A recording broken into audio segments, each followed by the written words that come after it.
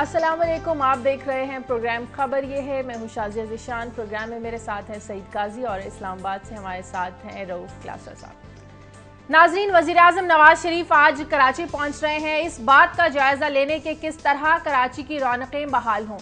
बेशक कराची में मुजरिमों के खिलाफ टारगेटेड ऑपरेशन करने का फैसला तो कर लिया गया है, लेकिन क्या वहां जराइम को जड़ से खत्म किया जा सकेगा? भत्ताखोरी, कत्ल, बोरीबंद लाशें, क्या ये सिलसिला कभी खत्म हो सकेगा? वफाकी हुकूमत और सिंध हुकूमत इस बड़े चैलेंज से किस तरह निपट पाएंगी और सबसे बढ़कर सियासी जमातों का कराची में अमन की बहाली के लिए क्या रोल हो सकता है, इस पर आज हम बात करेंगे। और जैसा कि सदर जरदारी ऐवान सदर से रुखसत होने वाले हैं, अपनी रुखसती के साथ साथ वो अपने साथ तमाम कीमती तहाइफ जिनकी मालियत 15 करोड़ रुपए बताई जा रही है, जिनमें दुनिया भर के हुक्मरानों की जानिब से दिए जाने वाले महंगे तहाइफ शामिल हैं, वो सरकारी खजाने में जमा कराने के बजाय अपने साथ लेकर जा रहे हैं। ये एक्सक्लूसिव स्टोरी हमारे लिए लेकर आए हैं रऊफ क्लासरा साहब। वो हमारे साथ शेयर करेंगे और बताएंगे कि ये सारा मामला क्या है। इस पर बात करेंगे। साथ ही हम आपको बताएं कि आज रोजनामा दुनिया की पहली सालगिरह है।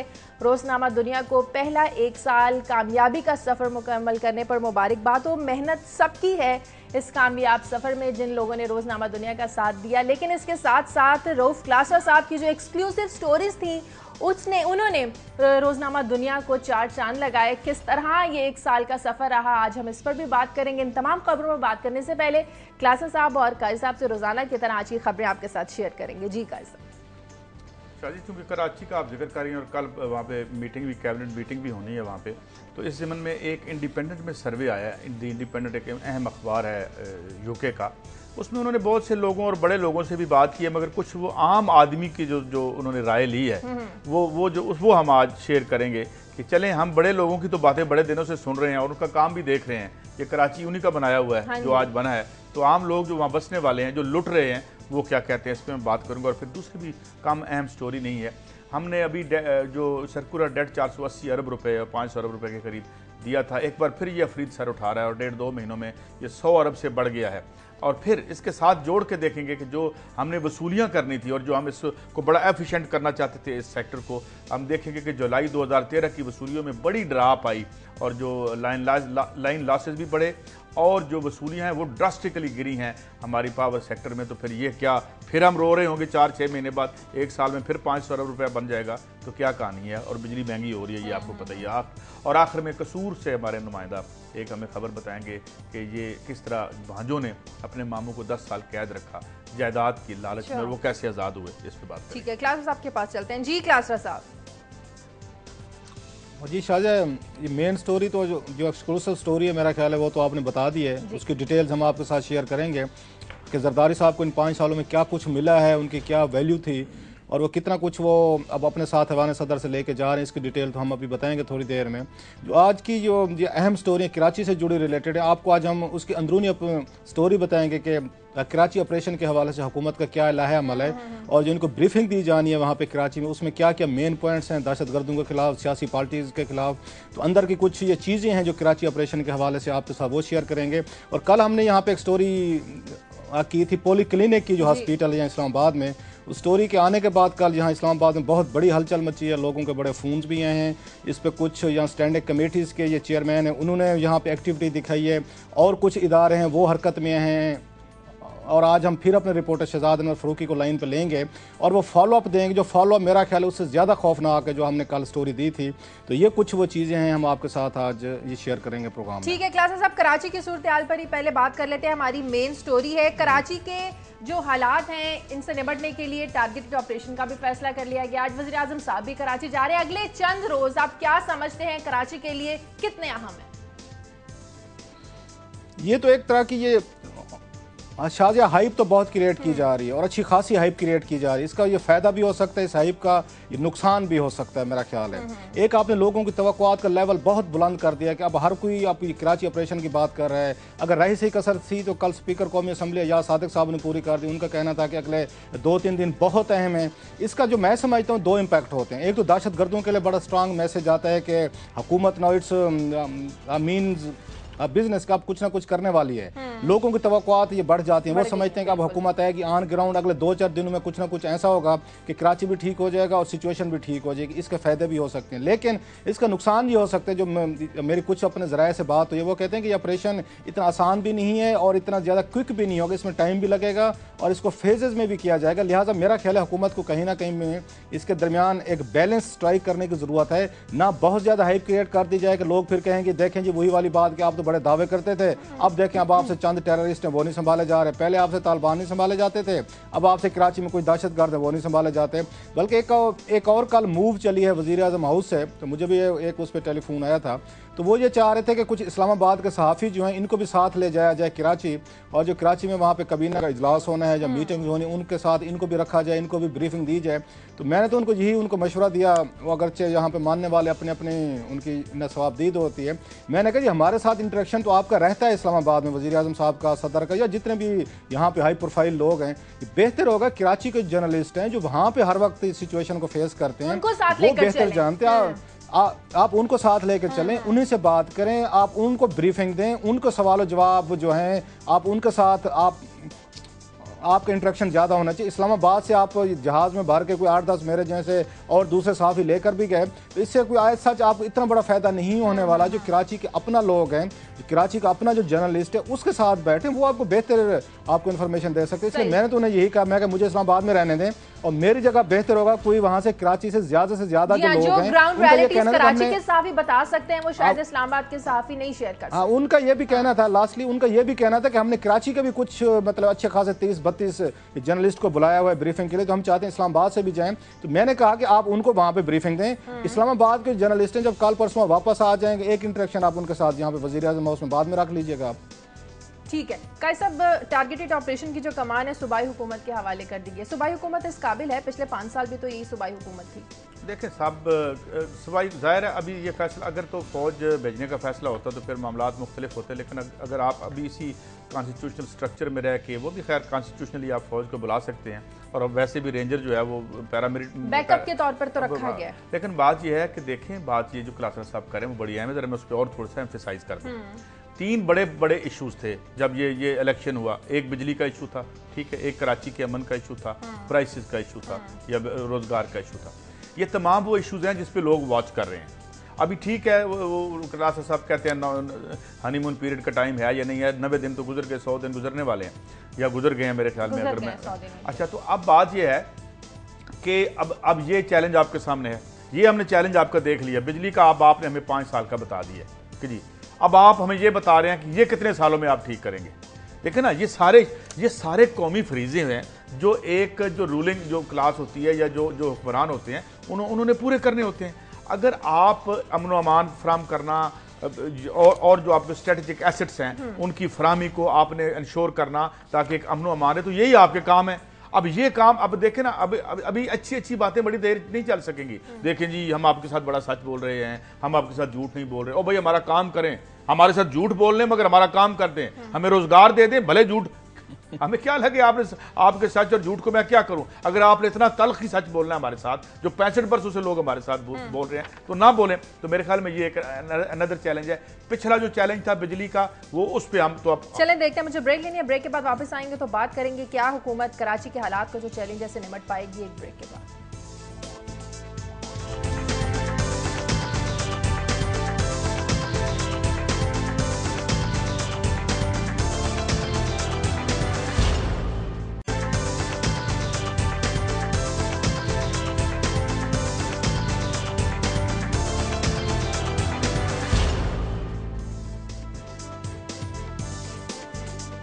ब्रेक के बाद खुशामदीद नाज़रीन। बात हो रही है कराची के हालात पर। टारगेटेड ऑपरेशन का फैसला, वज़ीर आज़म नवाज शरीफ का कराची का दौरा, लोगों की क्या एक्सपेक्टेशंस है। हमारे नुमाइंदे कराची से साद बुखारी हमारे साथ लाइन पर मौजूद है, उनसे बात करते हैं। साद, अभी क्लासर साहब भी कह रहे थे कि जिस तरह से हाइप क्रिएट की जा रही है, लोगों की एक्सपेक्टेशंस बढ़ती जा रही हैं और अब लोग समझ रहे हैं कि शायद कराची के हालात बहुत ज्यादा बेहतर होने वाले हैं। क्या ऐसा कुछ नजर आ रहा है? लोग क्या कह रहे हैं? जी, ग्राउंड पर जो बाहर लोगों को नजर आ रहा है उसके हिसाब से लोगों में यकीनी तौर पे हम देख रहे हैं कि उम्मीदें एक मरतबा फिर हो गई हैं। उनका कहना है कि उम्मीद करते हैं दोबारा शहर कराची में अमन कायम होगा, पर अगर सच्चाई देखी जाए तो वो उसके बरक्स है। 4 रोज के दौरान जैसे इत्तलात सामने आई कि वजीर आजम कराची का दौरा करेंगे, सिर्फ गुज़िश्ता रोज ही जो गिरफ्तारियां पुलिस की जानिब से की गई उनकी तादाद 300 से तजावुज कर गई थी और 4 रोज के दौरान 800 से ज्यादा अफराद को गिरफ्तार किया गया शहर कराची में पुलिस की जानिब से क्रैकडाउन करके। इसमें यह भी कहा जा रहा है कि मुतअद्दिद गैर मुल्की बाशिंदे हैं, लेकिन ये गैर मुल्की बाशिंदे वो हैं ज्यादातर जो किसी जुर्म में मुलव्वस नहीं है। इनका सिर्फ एक ही जुर्म है कि ये 10 से 12 साल से कराची में गैर कानूनी तौर पर मुकीम थे, कोई तंदूर चलाता है, किसी की पान का केबिन है और एक अरसे से इलाकों में मौजूद है। क्योंकि इनकी गर्दन पतली थी, इन्हें पकड़ लिया गया। नुमाइशी ऑपरेशन बड़ी तादाद में कर दिए गए हैं। आवाम को तो बज़ाहिर ऐसा लग रहा है कि शहर में अमन कायम हो गया, क्योंकि जब जब पुलिस की जानिब से क्रैकडाउन किया जाता है तो दहशतगर्द अनासर कुछ देर के लिए अपने अपने बिलों में वापस जाके छुप जाते हैं। तो गुज़िश्ता चंद रोज के दौरान कराची में जो वाकयात हैं उनमें कमी वाक़ई हुई है, दहशतगर्दी भी कम हो गई है। उम्मीदें आवाम की जरूर मौजूद है, पर ग्राउंड रियलिटी इसके काफी ज्यादा बरक्स है। चलिए, बहुत शुक्रिया। उम्मीद करते हैं कि जो लोगों की उम्मीदें हैं खुदा करके ये पूरी और कराची की जो रौनकियां वो पहले की तरह बहाल हों। बहुत शुक्रिया साद बुखारी आपका। क्लासा साहब, कहा जा रहा है वफाकी हुकूमत जो है वो सूबाई हुकूमत को लॉजिस्टिक सपोर्ट इस सारे ऑपरेशन में, इस सारी सूरत हाल को ठीक करने में फराहम करेगी। पिछले 5 सालों में क्या ऐसा फर्क था कि तब विफाक में पीपल्स पार्टी की हुकूमत थी, सिंध में भी उनकी हुकूमत थी, ये लॉजिस्टिक सपोर्ट और ये सारा ऑपरेशन, ये सारे मामला पिछले 5 सालों में क्यों नहीं किए गए? तब भी किए जा सकते थे।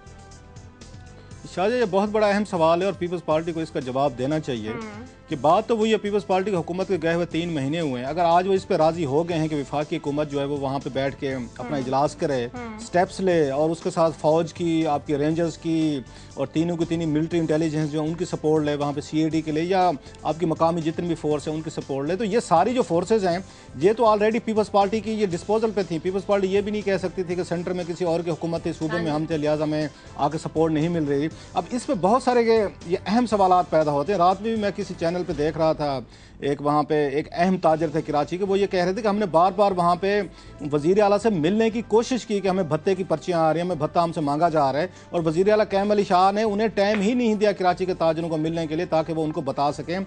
इसलिए कि ये तो बड़े अहम सवाल आते हैं जो उठाए जाएंगे और पूछे जाएंगे, और बात वहीं पे जाती है कि हर पॉलिटिकल पार्टीज ने अपना दहशतगर्द एक विंग बना के उन्होंने भत्ते की वसूली शुरू की, और उसमें बड़े बड़े लोगों के नाम आएंगे जो कि नाम नहीं बताएंगे। सियासी हुकूमतें कभी भी नाम नहीं बताती। मुझे याद है कि जब इन्होंने ये कराची में ऑपरेशन किया था, आपको याद होगा फौज ने किया था, ये बैक हुआ था, डैकवेट के खिलाफ हुआ था, डाकू जितने भी थे उन डाकुओं के जो सरपरस्ती करने वाले वडेरे थे उनके नामों का आज तक हमें नहीं पता चला, हालांकि इनके पास नाम थे। अभी भी हम देखेंगे ये पॉलिटिकल एक्सपीडियंसी का शिकार होंगे। हम अभी से इनसे एक तरह का मुतालबा करते हैं कि जब आप ये बात कहते हैं, मेजर जनरल जो रिजवान है वहाँ पे, DG रेंजर्स हैं, कि हर पॉलिटिकल पार्टी की दहशतगर्द विंग्स हैं और वो भत्ताखोरी में मुलव्वस हैं, तो हर पॉलिटिकल पार्टीज की अफिलिएशन हमें बताई जाए, उनके कौन कौन से बंदे हैं उनको सामने लाया जाए, और अब एकदम से सियासी दबाव कैसे खत्म हो जाएगा और उन पे प्रोसिक्यूशन की जाए, इसका अदरवाइज कोई हाल नहीं। आज आप 20 लोग पकड़ लेंगे, और साद बुखारी ने बड़ा खूबसूरत जुमला बोला, मैं तो उस जुमले की खूबसूरती में बैठा हुआ हूँ अब तक। उन्होंने कहा जिसकी गर्दन पतली थी उसको पकड़ लिया गया। फिर तो वही वाली बात होगी, 4-5 ये पतली गर्दन वाले आप पकड़ लेंगे, जो ऑपरेशन में आपका फारूक होगा वो नए लोग पैदा कर लेंगे, नए दहशतगर्द पैदा कर लेंगे। एक अगली बात जो बड़ी इंपॉर्टेंट है, ये काली दुनिया हमारे चैनल ने बहुत बड़ी स्टोरी ब्रेक की है कि आप तो कराची तो जा रहे हैं ऑपरेशन करने के लिए, फेयर इनफ, यहाँ पे 1 करोड़ रुपया भत्ते के वसूल किया गया कराची और ये यहाँ इस्लामाबाद और रावलपिंडी के ताजरों से, और पेमेंट्स उसकी दुबई में की गई हैं। सो चौधरी निसार अली खान साहब जो हैं, जब वो वहाँ पे फोकस कर रहे हैं कराची के मसले पे जो ज़रूरी है, तो उन्हें मेरा ख्याल अपनी ये नाक के नीचे भी देखना चाहिए कि उनके अपनी नाक के नीचे इस्लामाबाद में उनके दफ्तर से 1 किलोमीटर के फासले पर 1 करोड़ रुपए तवान की वसूली की गई है, और दुबई में पेमेंट्स हो रही हैं। तो इस्लामाबाद की पुलिस भी यानी बिल्कुल नकारा होकर रहेगी, बिल्कुल बैठ के रहेगी। मुझे ये बताएं, सही बिल्कुल ठीक, 724 अफराद जो मुख्तलिफ वारदातों में मुलव्वस थे, भत्ताखोरी, लैंड माफिया, इनकी जो फहरिस्तें थी वो जिम्मेदार इदारों को दी जा चुकी हैं। एकदम से अब सियासी दबाव कैसे खत्म हो जाएगा? देखिए, अब जिन बंदों को दी जा चुकी है, कौन सा हाई प्रोफाइल, देखिए ये लोग क्या अपने तौर पे ये कर सकते हैं, या ये जो भत्ता है ये तो ऊपर तक जाता है। हाँ। और अगर ऊपर तक जाता है, और कल से जब हम बात देख रहे हैं, जो तौकीर साहब हमारे साथ लाइन पे आए थे, तो उन्होंने क्या कहा था उन्होंने बड़ा मीनिंगफुल फिक्रा कहा था कि पॉलिटिकल पार्टी के कब्जे में आ गया बकौल उनके, कराची के रहने वाले शहरी हैं, हमें नहीं पता वो कौन है। उनका कहना था कि आप क्यों नहीं ये बात करते कि ये इनके कब्जे में, इन्होंने कराची बांट लिया है। अभी मैं इसलिए अपनी स्टोरी को इसमें शामिल कर देता हूं क्योंकि कराची की स्टोरी अलग से हम क्या करेंगे। इंडिपेंडेंट में क्लासरा साहब जो सर्वे किया है उसमें उन्होंने आम लोगों से बात की है, तो उन्होंने कहा कि जनाब क्या आप कहानी सुनाते हैं हमें, ये फितराने की लड़ाई है, ये बकरे की और उनकी खालों की लड़ाई है जो इकट्ठी की जाती हैं, ये पैसों की लड़ाई है भाई। तो इसमें क्या don't have to be an Einstein या रॉकेट साइंटिस्ट होने की जरूरत है हमें। और फिर ये जो अभी आपने बात की 1 अरब रुपए का भत्ता यहां से इकट्ठा हुआ, एक सिनिसिज्म है कि हम कितने सिनिकली जाके बैठ जाते हैं और फोटो सेशन हमारे हो रहे होते हैं, हम बात करते हैं और नीचे वही ग्राउंड की सिचुएशन। अगर तो ये इसीलिए जा रहे, मैं उम्मीद करता हूं कि ये करेंगे, कुछ करके आएंगे कुछ, अगर नहीं तो ये जो सिनिसिज्म है इससे लोग अब उनका ना अब वो नाक में दम आ चुका है, वो अब नहीं सुनना चाहते। वो कहते हैं कि हमें आज़ाद कराएं इन लोगों से। अब ये इंडिपेंडेंट है, इंडिपेंडेंट में उन्होंने उज़ैर बलोच का इंटरव्यू भी इसमें शामिल है, इसमें उन्होंने जो इरफानुल्लाह मरवत का भी किया है, उनकी अपनी अपनी राय है। वो तो एक दूसरे की पार्टी को जिम्मेदार ठहराते हैं, एक पार्टी दूसरे को सिद्ध के दिल से कहती है। जैसे हम यहाँ प्रोग्राम करते थे कि एक पार्टी कहती है आप बहुत बदनुमान है, वो कहते हैं नहीं हम नहीं आप हैं, तो ये इनकी आपस के बारे में राय है। इसी तरीके से इन पार्टीज की जो हम राय देखते हैं, ये भी एक दूसरे को इल्जाम तराश करें, जी आप कर रहे हैं, वो कहते हैं जी आप करें। अब हम सोचते हैं ये बाकी इनमें से 2 कर रहा है, 1 कर रहे हैं या तीनों कर रहे हैं, तो ये दिस इज द क्वेश्चन।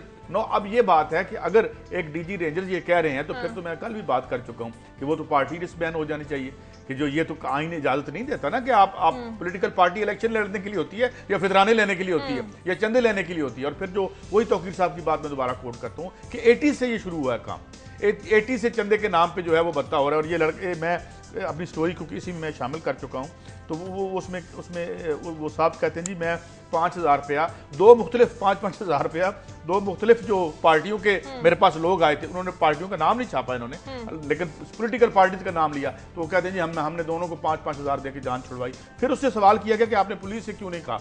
हजूर आप क्यों दुश्मन बन चुके हैं हमारे, वो तो साइलेंट स्पेक्टेटर है, वो तो हमें देखते उनको। तो ये बात अगर मुझे पता है, अगर इंडिपेंडेंट के उस साफी को पता है और ये तौकीर साहब को पता है जो एक आम हमारे कल आए थे, तो इन्हें नहीं पता। अगर इन आपस में, अच्छा क्लासर साहब से मैं एक बात करूं, क्लासर साहब ये क्या बातें करते हैं आपस में, जब ये कहते हैं इंटेलिजेंस हमने शेयर कर ली, इनको नहीं पता होता अगर कोई पॉलिटिकल पार्टी मुलव्वस है तो वो कौन सी है, ये क्लासर साहब अगर ये सियासी जमातों की आपस की लड़ाई है, ये आपस में बांट चुके हैं कराची, तो सियासी जमातों का फिर हम क्या रोल एक्सपेक्ट करें कराची में अमन बहाल करने के लिए? इनका क्या रोल होगा फिर? रोल तो इनका जो मुझे लग रहा है कि जिस पार्टी के पकड़े जाएंगे वो रोला डाल देगी, और कौमी असम्बली बहुत बड़ा फोरम है इनके लिए, और हर पार्टी यहाँ पे कराची की मौजूद है, ANP भी बैठी हुई है, MQM भी बैठी हुई है, पीपल्स पार्टी भी बैठी हुई है, या ये तीनों के तीनों यहाँ पे मौजूद है। अगर इनका कोई भी बंदा पकड़ा जाएगा, जमात इस्लामी का अगर कोई पकड़ा जाएगा, ये सर पे उठा लेंगे, शोर मचाएंगे, हम टिकर चलाएंगे, हम इनका एहतजाज है वो सामने लेके आएंगे। मेरा ये ख्याल है कि अगर रियासत चाहती है कि वो वहाँ पे ऑपरेशन करे, और पॉलिटिकल फोर्सेस को जो हम बात पहले भी कर रहे हैं इस फोरम पे, अब कंसेंसस से कभी कोई काम नहीं हो सकता, दुनिया में कंसेंसस से चीज़ें नहीं चलती होती। रियासत को कुछ काम जो हैं ये कंसेंसस से हट के आपको रियासत और आवाम के मफाद में करने पड़ते हैं। दुनिया भर में ऐसे होता है, 18 करोड़ लोगों की मर्जी पूछने जाएंगे, वो 18 करोड़ सोल्यूशन बताएंगे, 18 करोड़ आपको शिकायतें बताएंगे, किस किस को आप करते रहेंगे?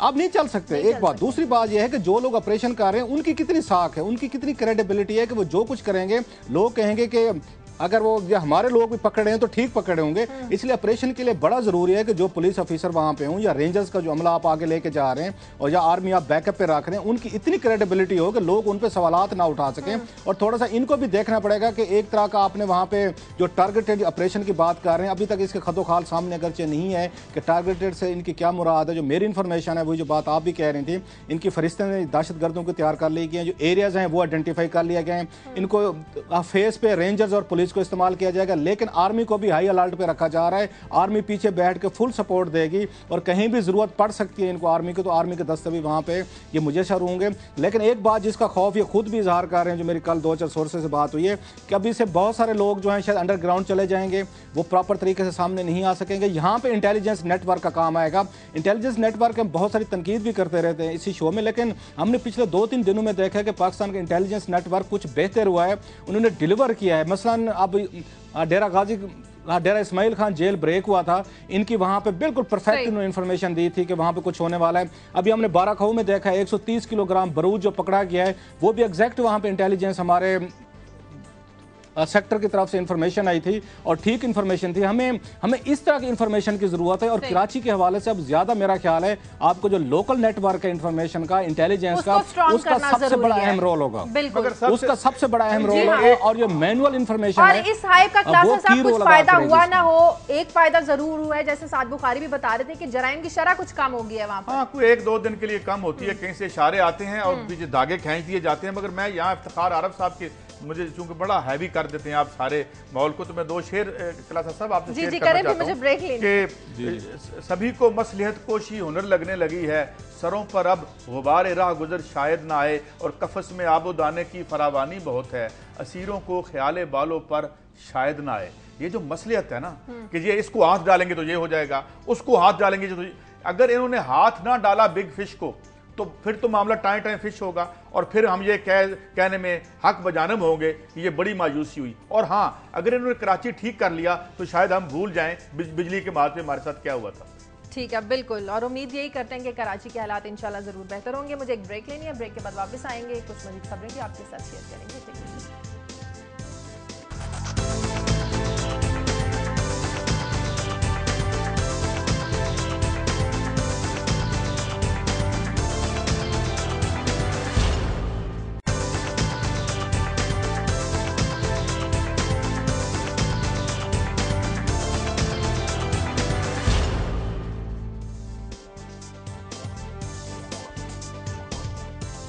ब्रेक के बाद खुशामदीद। 15 करोड़ के तहाइफ जो थे जरदारी साहब अपने साथ कहां लेकर जा रहे हैं?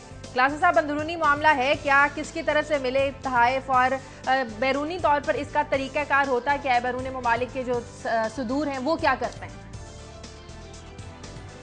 शाहजहा, ये वो फ़वायद हैं जो यहाँ पे ये किसी पाकिस्तान के सदर को, वज़ीर आज़म को, वज़ीरों को, हमारे डिप्लोमेट्स को, हमारे सरकारी अफसरों को मिलते हैं। और बहुत बड़ा मेरे पास पलंदा है जो हमने निकलवाया है यहाँ से अपने सोर्सेज के ज़रिए, और इसमें आप कह सकते हैं उम्र व यार की ज़ुंबील है, बड़े बड़े लोगों की इसमें कहानियाँ हैं जो मैं तो सोच रहा हूँ एक मुस्तकिल सेगमेंट हम शुरू कर लेते हैं कि आज का हम बताएंगे कि कौन अपने घर क्या ले गया, किसको क्या मिला है। और सरकारी ख़जाने में से घड़ियाँ, यहाँ पे चाकू, खंजर, बंदूकें, तोपें, या सोने, नेकलेसेस, गोल्ड, ऐसी ऐसी कहानियाँ मेरे पास मौजूद हैं। तो रोज़ाना का एक अदद हम कौम को बताया करेंगे कि आपका कौन कौन सा लीडर क्या क्या कुछ अपने घर ले गया जिसको पता ही कुछ नहीं है। आज हम शुरुआत कर रहे हैं सदर जरदारी साहब से, क्योंकि 3 दिन बाद इन्होंने ऐवान सदर से चला जाना है। उनका जो डाटा मैंने इकट्ठा किया है और मेरे पास सारा डॉक्यूमेंट्री एविडेंस मौजूद है, कोई अगर वो चैलेंज करना चाहें तो वेलकम सर, एनी टाइम। वो ये है कि 15 करोड़ रुपए के इन्होंने यहाँ पे इनको तहैफ मिले। अच्छा, ये वो 15 करोड़ है जो पाकिस्तान की हुकूमत ने असेस किया है, कबीना डबिया ने असेस किया है, और मोस्टली हमने देखा है ये कम इसकी असेस की जाती है जब ये मामला सदर का हो, वजीर आजम का हो। मसलन इसमें iPad एक दिया गया था, कुवैत के अमीर की तरफ से iPad दिया गया सदर साहब को। वो iPad की कीमत जब 45,000 रुपये लगाएगी, हालांकि मार्केट में 90,000 से 1 लाख रुपए तक ये iPad होता है जो अच्छा iPad है। जब कुवैत का अगर वो दे रहा होगा, ये अमीर सदर को दे रहा होगा, वो मेरा कल 4-6 उसके GB की नहीं देगा, वो 64 GB की देगा। उसकी इन्होंने कीमत यहाँ पे 45,000 रुपये लगाई हुई है और वो सदर साहब ले गए।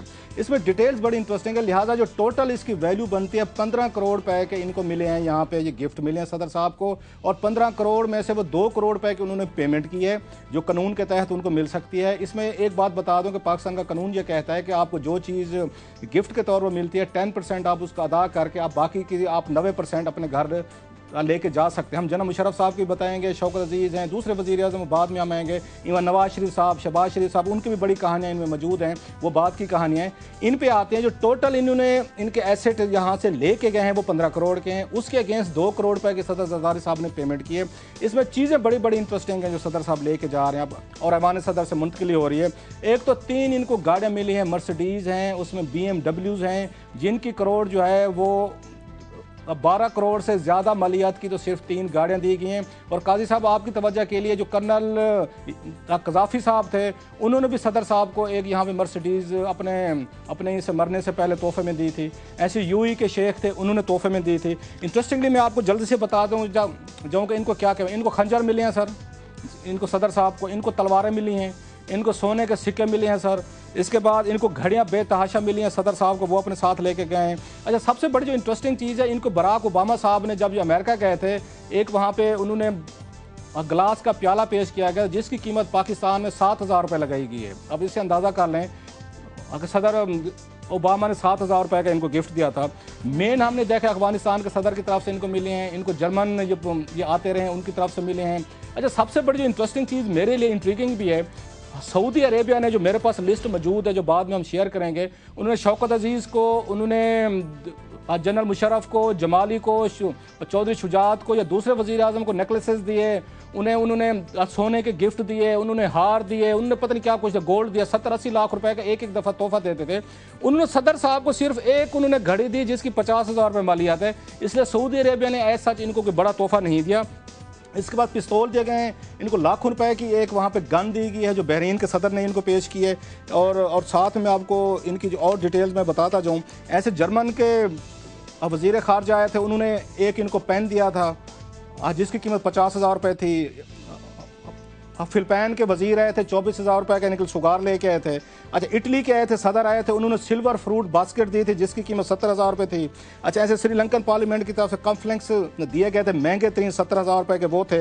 इसके बाद हम देखते हैं कलाई की घड़ियाँ दी गई हैं, इनको गोल्ड दिया गया है, इनको कॉइन्स दिए गए हैं, इनको आईपैड दिए गए हैं। और लिस्ट इसकी क्वाइट लॉन्ग, तकरीबन 176 गिफ्ट्स हैं वो सदर जरदारी साहब को इन 5 सालों में मिले हैं, जिनकी टोटल वैल्यू असेस की गई थी 15 करोड़ रुपए। उसमें से 2 करोड़ रुपए उन्होंने पेमेंट किया है, 13 करोड़ रुपए का उनको नेट उनको कैश में फायदा हुआ है। जी काजी साहब, ये मुख्तसर सी कहानी थी। दूसरे ममालिक के सुदूर को ये लोग तोहफे देते हैं, वो तो आवाम की जेब से, सरकारी खजाने से जाते हैं, कभी इन्होंने वो अपनी जेबों से बिल्कुल जाते हैं वो, बिल्कुल वो जो उसके लिए अलहदा सिस्टम है। वजारत खारजा के पास एक अलहदा करोड़ों रुपए का फंड है, वो जाते हैं, वजारत खारजा के अफसरान जाते हैं, वो मार्केट से तोहफे खरीदते हैं, वो अलहदा खरीदते हैं।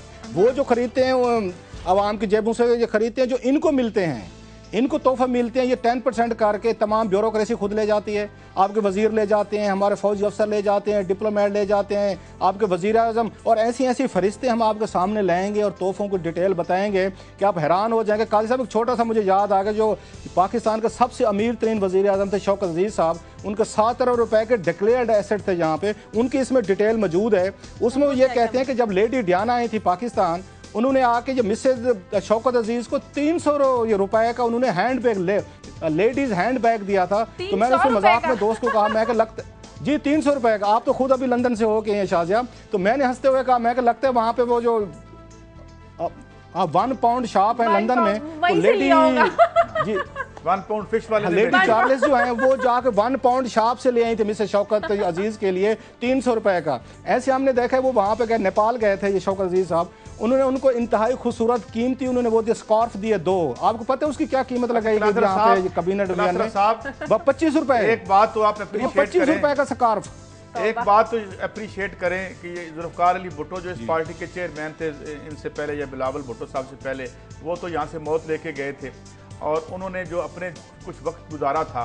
बात यह है कि जब आप लोगों को रोजगार नहीं दे सकते, कराची में आप अमन नहीं दे सकते, जब आप हाउसिंग का देखें ना, मैं अभी स्टोरी पे इसी पे बात करता हूँ, आपके रूलिंग क्लास के कुछ फरीजे होते हैं, फिर आपकी प्रायोरिटीज क्या है? मिसाल के तौर पे आपने हाउसिंग देनी है। इस मुल्क में हाउसिंग का बहुत बुरा हाल है, तेल का बहुत बुरा हाल है, ट्रांसपोर्ट का बहुत बुरा हाल है। आप किसी भी अस्पतालों में चले जाएं, आप किसी सरकारी अस्पताल में चले जाएं, तो आप जो है वहाँ पे आपका एकदम घुटना शुरू हो जाता है, जहाँ पे यहाँ के 80% लोग इलाज करवाते हैं, और फिर 70-80% तो वो लोग हैं जो नॉन साइंटिफिक मेडिसिन पे बैठे हुए हैं इस मुल्क में, वो दम दरूद करवा रहे हैं या जो तिब्बी यूनानी से इलाज करवा रहे हैं वो। तो हुजूर बात ये है कि ये जब आपकी ये प्रायोरिटीज होती हैं तो फिर ये और अगर आप बड़े लीडरों को देखें, तारीख के बड़े लीडरों को देखें, तो वो क्या इस तरह तो बिहेव करते थे या लोगों को। अच्छा, मैं तो ये कहता हूँ कि ये सब कुछ ले जाएं, भाई कुछ दे भी जाते हैं, कुछ दे भी जाते हैं। एक कॉलर है हमारे साथ लाहौर से, सजाद लाओ। हाँ जी, मैं ये कह रहा था कि ये तो भुट्टो साहब की बात करते हैं, वो भुट्टो साहब थे जनाब, ये उनके बाद आने वाले वो कहाँ और ये कहाँ। सवाल ये है कि एक दफा नबी सल्लल्लाहु अलैहि वसल्लम ने एक सहाबी को भेजा किसी जगह, और वहां से जो वापस आए तो बहुत सारे ताइफ भी लेके आए, और उन्होंने कहा कि ये सारे ताइफ आपके लिए हैं और ये गठली है जिसमें मुझे जाती तौर पर तोहफे मिले हैं। तो नबी सल्लल्लाहु अलैहि वसल्लम ने फरमाया कि मैंने तुझे भेजा था तो तुम्हें ये तोहफे मिले, अगर मैं तुम्हें ना भेजता तुम्हें ये तोहफे किसने देने थे, लिहाजा ये भी बैतुल माल में जमा कराओ। लिहाजा इस कौम ने जिसको भी सदर बनाया है वो इस कौम की मलकियत है, उसके साथ से उसके तोहफे तहफ जो भी है वो इस कौम के हैं, वो इस कौम को मिले। जो होने बोने नीलामी में ये 10% 20% की नीलामी में नहीं जाने चाहिए, ये सब कौम के और इनसे वापस लेने चाहिए, क्योंकि ये बनाए गए हैं, ये खुद बहुत नहीं बने, इस कौम ने इन्हें बनाए हैं। एक बड़ा सवाल है, बहुत शुक्रिया फिर आपको लॉ मेकिंग करनी पड़ेगी ना, उन्होंने कोई गैर कानूनी काम। साहब ऐसे एक बात देखें, मुझे भी बोलने, उन्होंने उनको कानून तो इजाजत देते हैं ना, ले जाए। सही, ये कानून काजी साहब, ये कानून काजी साहब किसने बनाया है? कोई आप और मैंने तो नहीं बनाया, इन्हीं लोगों ने बनाया है, अपने फायदे के लिए बनाया है, इन्हीं की पार्टी है। और सबसे ज्यादा जो कानून के साथ मिस यूज किया गया वो जनरल मुशर्रफ के दौर में किया गया है। वो मैं आपको डिटेल, इसको हम डेली सेगमेंट में से कुछ ना कुछ निकाल कर ना सौदा जो है ना आवाम को बताएंगे कि कौन कौन से बड़े बड़े लोग हैं और क्या कुछ लेके हैं। आपको एक छोटा सा सेगमेंट रखते हैं और डेली बताएंगे डिटेल के साथ कि कौन कौन सोने के नेकलेसेस, हीरे, गुलाम मोहम्मद से यहाँ से शुरू कर लें। कायदे आज़म तो चाय की प्याली नहीं पीते थे भाई सरकारी। काजी साहब जहाँ से जो काजी साहब वो कहते हैं ना, जहाँ से ये शुरू हो सकता है वहां से तो कर दे, हमने सदर साहब से कर दे, पीछे चाल निकलते हैं। चले यहीं से मुझे ब्रेक लेनी है, ब्रेक के बाद वापस आएंगे तो बात करेंगे कि इस्लामाबाद में मौत बांटने वाले अस्पताल पोली क्लिनिक अस्पताल की खबर के बाद जो कल हमने आपसे शेयर की थी, आज इसका फॉलोअप भी करेंगे। इस खबर के बाद इस्लामाबाद में हलचल क्या मजी हमसे शेयर करेंगे रऊफ क्लासा साहब एक ब्रेक के बाद।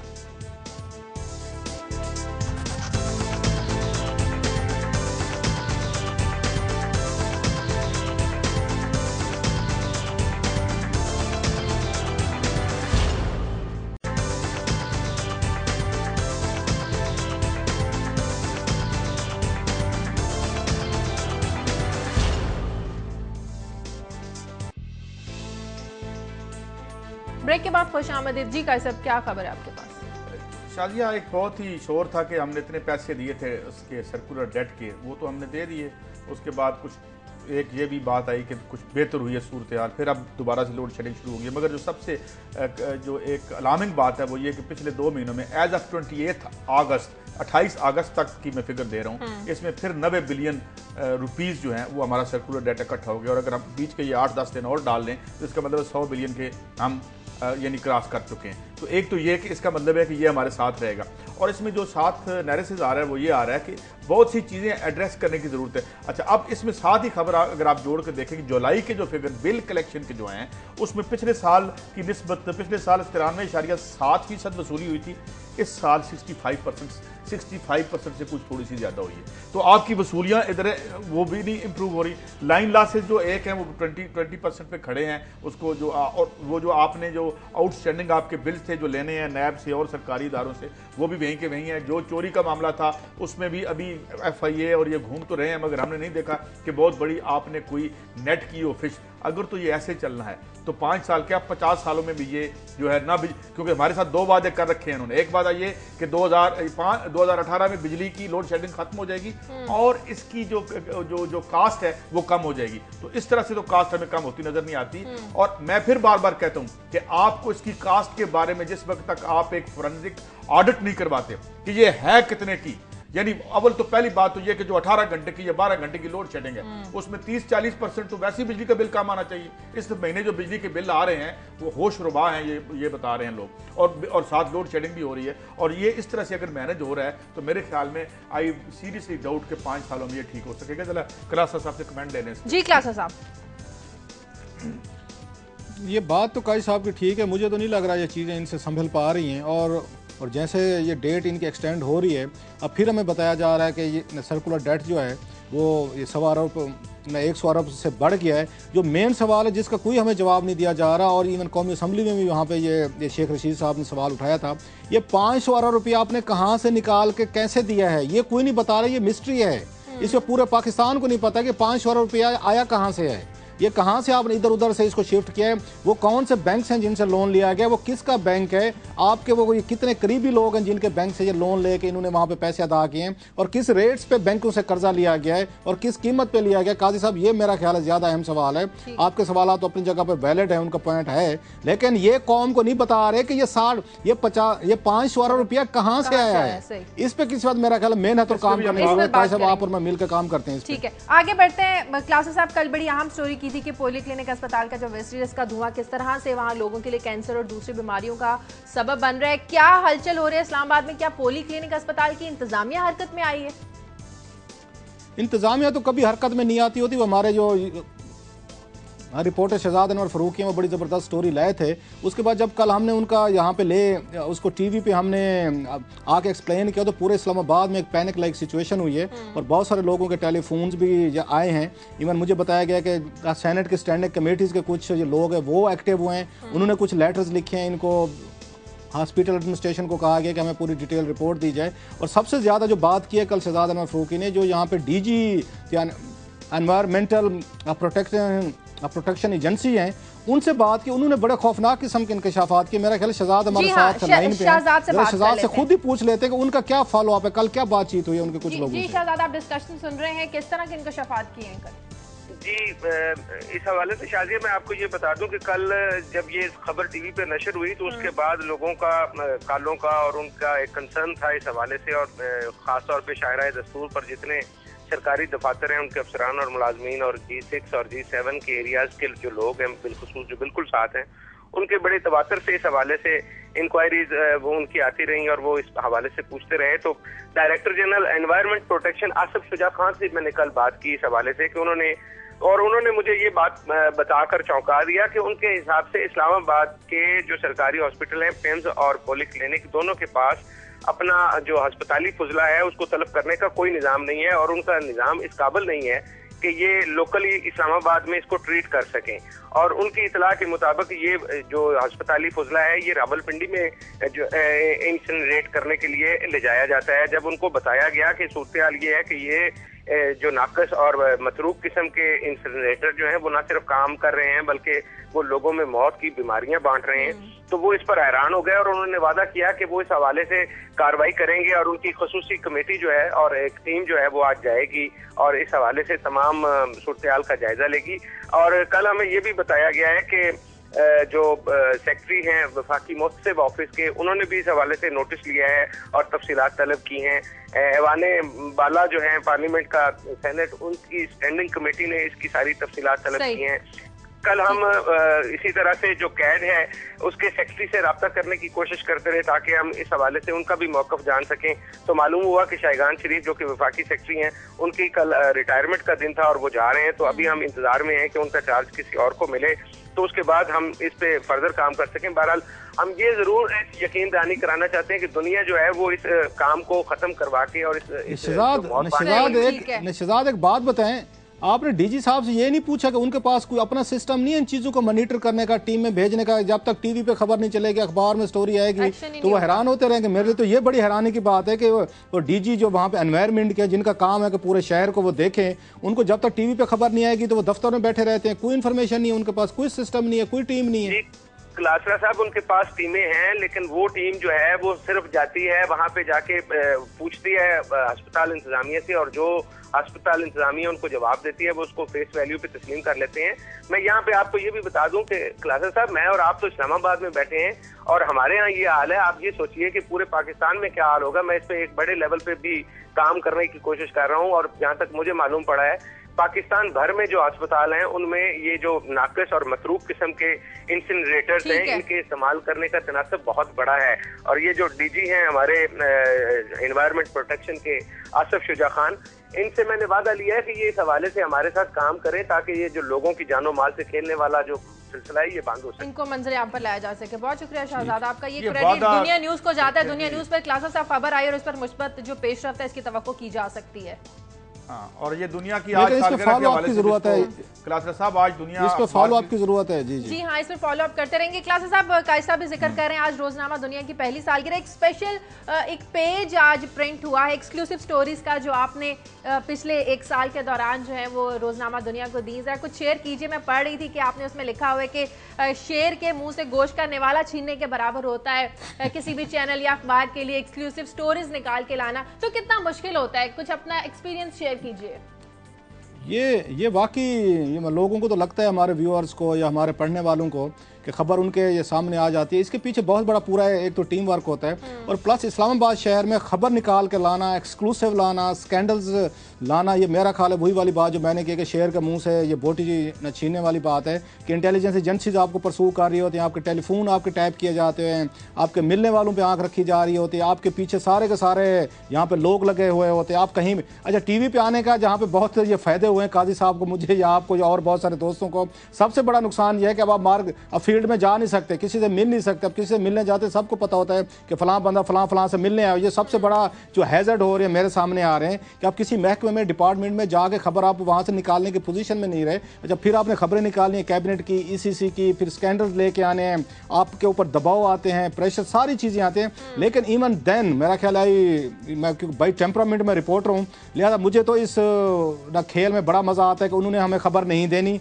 उन्होंने तमाम अपने ये मीन्स इस्तेमाल करने के, हमने खबर लीक नहीं होने देनी, हम अपने तमाम मीन्स इस्तेमाल करते हैं, हमने खबर लेके आनी है। खेलों के खिलाड़ी कहा जा सकता है साहब, वो हमें खबर नहीं देते, मगर ये रिपोर्टर सारे ऐसे होते हैं दुनिया भर में, सुबह खबर लेके अकेला आते नहीं हूँ और ये कहते हैं प्रोग्राम है कि खबर ये है, यही नाम भी है हमारे प्रोग्राम का, हम निकाल के ले ही आते हैं। और ये देखें ना जिस तरह हम बताते हैं लोगों को, और ये शायद हुकूमत के लिए तो पता नहीं, शायद दर्द सारी होता होगा, आमतौर पे तो हम यही देखते हैं, लेकिन आमतौर पे तो मीडिया का रोल यही है कि चलें कोई अगर एक बेहतरी हो सके किसी के लिए, मगर कमी हुई है, खाली हुई है। बहरहाल दुनिया अपना रोल अदा अलबत्ता करता रहा है और कर रहा है और मेरे ख्याल में करता भी रहेगा। और क्लास साहब की स्टोरीज एक्सक्लूसिव। और अब ये भी बता दूं कि हमारे अखबार की स्टोरीज पे 4 के करीब सुओ मोटो हुए पिछले 1 साल में, जो हमारी स्टोरीज पे हमारे ये फाइल की हुए स्कैंडल्स पे, और एक लंबी लिस्ट है स्टोरीज की, एक्सक्लूसिव स्टोरीज की, स्कैंडल्स की, इन्वेस्टिगेटिव स्टोरीज की, जो 1 साल में फाइल किए हैं। बल्कि मैं शुक्रिया अदा करूंगा नज़ीर नाजी साहब का, जो हमारे ग्रुप एडिटर हैं,